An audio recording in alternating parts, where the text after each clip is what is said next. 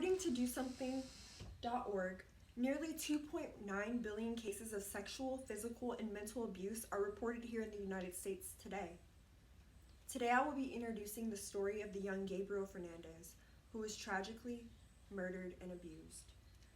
Personally, I have been in the foster care system almost 20 years in May, and I know what it's like to be abused by the people that are meant to provide, love, and protect you. The system might have failed Gabriel and I, but we can all prevent that from happening again. Gabriel Fernandez did not deserve to die the way that he did, but yet he was. And while suffering immensely by being tortured, the system had a chance to stop that. According to the avtimes.org, Gabriel Fernandez was tragically tortured by biological mother Pearl Fernandez and her boyfriend, causing his death. This case was among the many that are reported to DCFS every year, and in this particular case, social workers visited the house 5 times, many times before he died, and failed to remove him. Not only did DCFS get involved, but neighbors and outsiders did, and they seen the cry in his eyes, and they reported it to authorities, which did visit the home of Gabriel Fernandez, but only seemed to talk to the mother, Pearl Fernandez.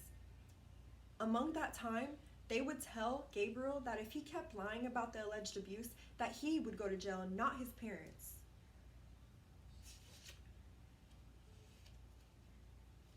Among his death, his body was found with severe burn marks from cigarettes, broken bones, and many bruises. His head was shown shaven for a purposely funny look to make fun of him, while they called him names like gay and faggot. Not to mention the busted lip and the swollen face he had. Gabe was also forced to sleep bondage with a bandana over his face. Now that I have discussed the system and how it failed Gabriel Fernandez, let's dive in more into what happened over at court and some more information. It was also reported by the teacher that he came to school every day with new wounds, and every time she'd call to report, he'd come with more, and his parents just seemed to get angrier.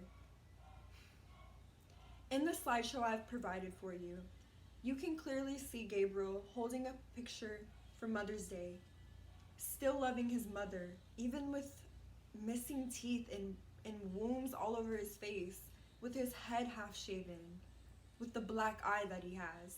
And he still seemed to try to love his mother in some way, and he still seemed to smile and have a positive attitude about everything. Now that I've gone over Gabe's abuse, what happened at court, let's get into what matters. Why it still matters. Because kids are dying from abuse and still suffering and can be still affected to this day. If more social workers were qualified and trained to assess homes, things like this would decrease so much. Gabriel Fernandez did not deserve to die. They failed him. The police failed him. The social workers failed him.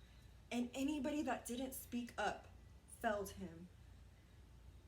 It took a young boy to die to be held accountable.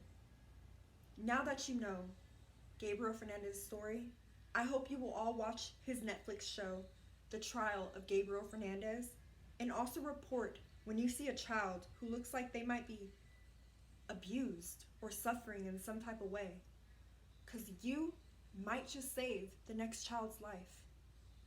Thank you.